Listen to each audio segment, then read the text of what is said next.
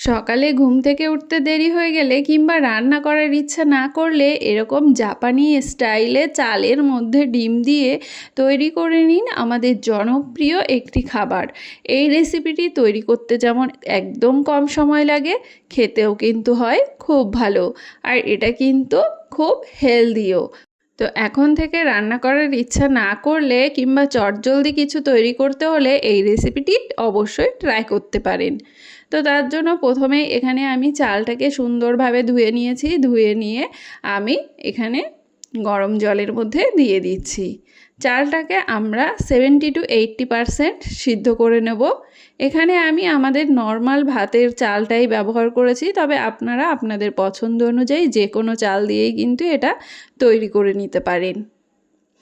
তো ভাতটা আমার 80% সিদ্ধ হয়ে গেছে। এবার আমি দিয়ে দিচ্ছি দুটো ভেঙে রাখা ডিম। ডিমের পরিমাণটা আপনারা আপনাদের পছন্দ অনুযায়ী কম বেশি করে নিতে পারেন, কোনো অসুবিধা নেই। ডিমটা দিয়ে কয়েক সেকেন্ড আমরা অপেক্ষা করব। কয়েক সেকেন্ড অপেক্ষা করার পর এটাকে আমরা এইভাবে নেড়ে চেড়ে সুন্দর করে রান্না করে নেব।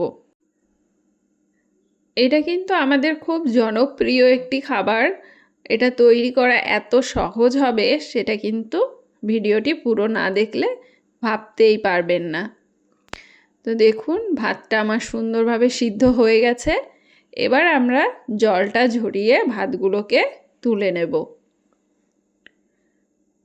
আমি একটা ছাঁকনি নিয়ে নিয়েছি, ছাঁকনির সাহায্যে ভাতটাকে এইভাবে ঝরিয়ে নিচ্ছি, জল ঝরিয়ে নেব।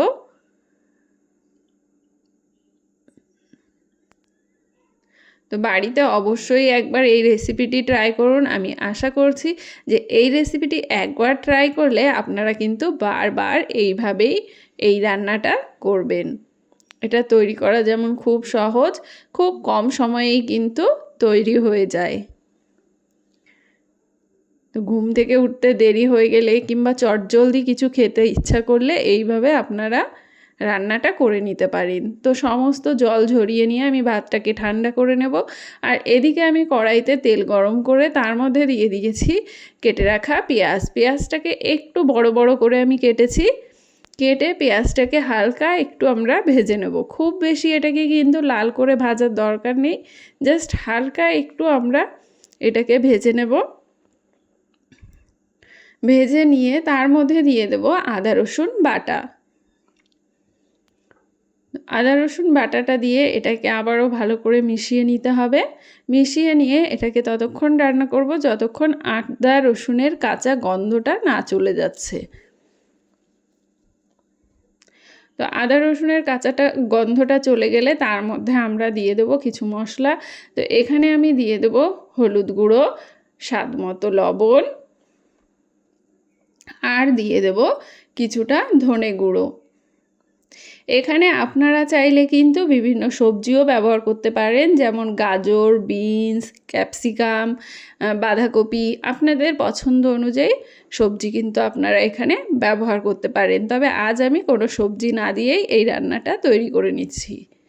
তো এবার এটাকে ভালো করে আমরা মিশিয়ে নিয়ে একটু ভেজে নিয়েছি। মশলাটাকে একটুখানি কষিয়ে নিয়ে তার মধ্যে আমি দিয়ে দিলাম কিছুটা সয়াবিন। সয়াবিনটাকে আমি ভিজিয়ে রেখে একটু শিলনোড়ায় থেতো করে নিয়েছি।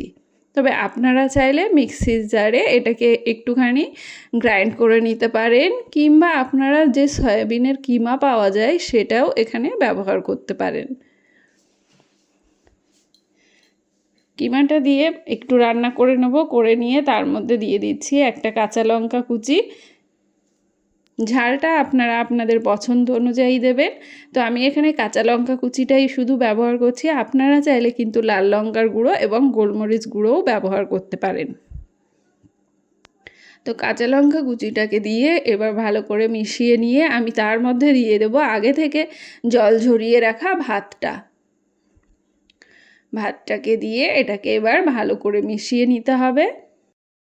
আমার রেসিপিগুলো আপনাদের কেমন লাগছে অবশ্যই কমেন্ট করে জানাবেন। আর রেসিপিগুলো ভালো লাগলে অবশ্যই লাইক শেয়ার করে চ্যানেলটিকে সাবস্ক্রাইব করে পাশে থাকার অনুরোধ রইল। আর যেসব বন্ধুরা অলরেডি আমার চ্যানেলটিকে সাবস্ক্রাইব করে আমার পাশে আছেন তাদেরকে জানাই অসংখ্য ধন্যবাদ। তো দেখুন রাইসটা দিয়ে আমরা একটুখানি এটাকে ভেজে নিয়েছি। এবার এর মধ্যে আমি দিয়ে দিচ্ছি একটু ম্যাগি মশলা।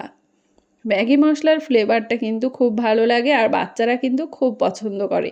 তো তার জন্য আমি এখানে সামান্য একটু ম্যাগি মশলা অ্যাড করেছি। তবে আপনারা চাইলে এটা নাও দিতে পারেন, কিংবা আপনাদের পছন্দের অন্য কোনো মশলাও আপনারা কিন্তু অ্যাড করতে পারেন, কিংবা আপনারা চাইলে কিন্তু এখানে কিছুটা ধনেপাতাও ব্যবহার করতে পারেন। তো আজ আমি ওইগুলো কিছুই ব্যবহার করছি না, খুব সিম্পলভাবেই এই রান্নাটা আপনাদের করে দেখাচ্ছি। তো দেখুন, মশলাটা দিয়ে আমি 2 থেকে 3 মিনিট আর একটু ভেজে নিচ্ছি। ভেজে নিলেই কিন্তু আমার আজকের রেসিপি একদম রেডি হয়ে যাবে। এই দেখুন বন্ধুরা, তো জাপানিজ স্টাইলে এই ফ্রাইড রাইসের রেসিপিটি আপনাদের কেমন লাগলো অবশ্যই কমেন্ট করে জানাবেন। আর রেসিপি যদি ভালো লেগে থাকে তো অতি অবশ্যই একটা লাইক করে দেওয়ার অনুরোধ রইল। আর এরকম নতুন নতুন ভিডিওর আপডেট পাওয়ার জন্য অতি অবশ্যই চ্যানেলটিকে সাবস্ক্রাইব করে পাশে থাকা বেল আইকনটি প্রেস করে দেবেন। দেখা হবে আর একটি নতুন রেসিপির সঙ্গে। ততক্ষণের জন্য সকলে ভালো থাকবেন, সুস্থ থাকবেন। টাটা।